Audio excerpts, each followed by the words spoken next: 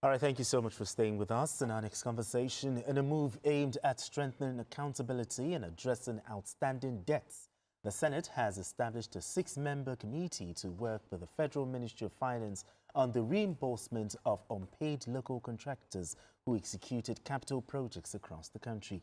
The President of the Senate, Godswill Akpabio, announced that the committee will be chaired by the Chairman of the Senate Committee on Finance, Sonny Musa.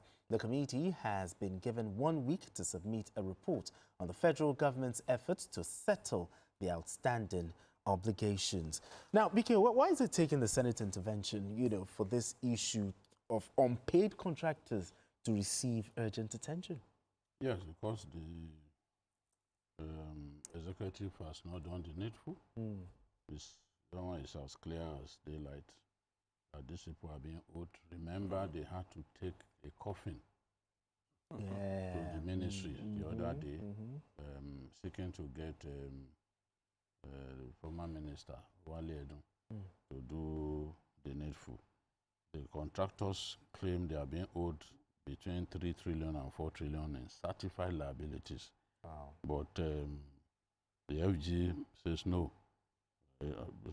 Can only acknowledge 760 billion backlog for some highways and legacy projects. So there's a need to do something about this delayed payment to contractors so that we can see faster execution of capital projects across our country.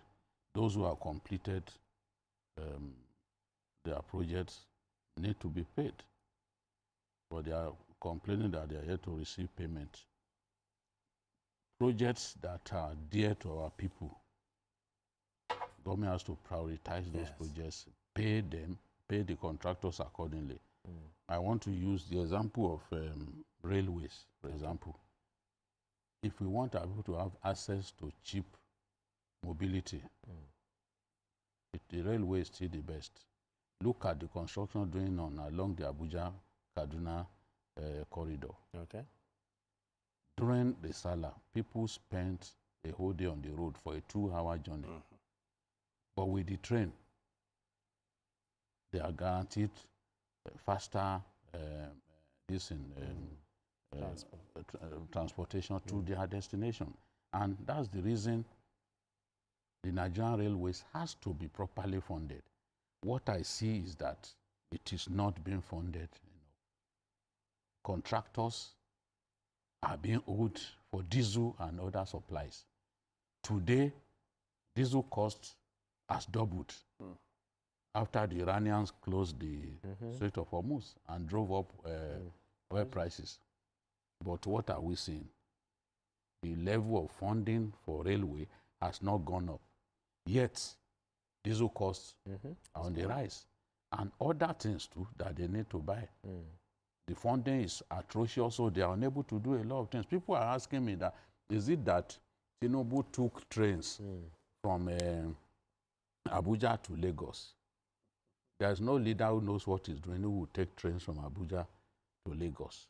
What has happened is the inadequate funding of the railway has ensured that even when they need to repair some coaches, the funding is not there.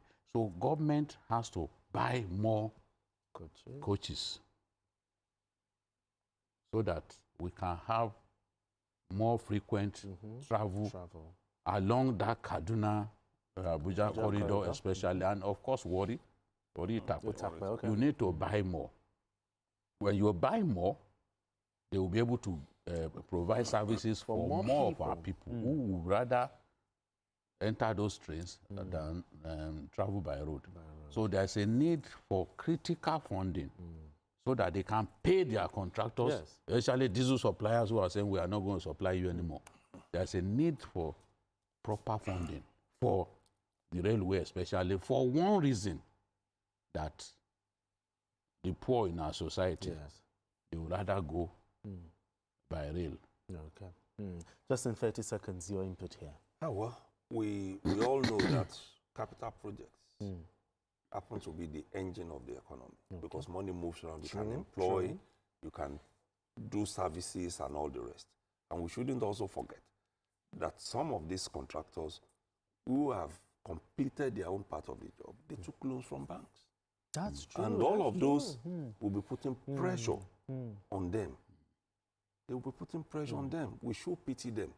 And like BKO said, it is good that we prioritize those projects that are of more benefit to the people, than any other. And that's why this attention must be focused on this. All right, gentlemen, it's a fine place for us to leave it. Thank you so much, Dr. Oladipo. Thank you so much for having me again. BKO, thank you so much.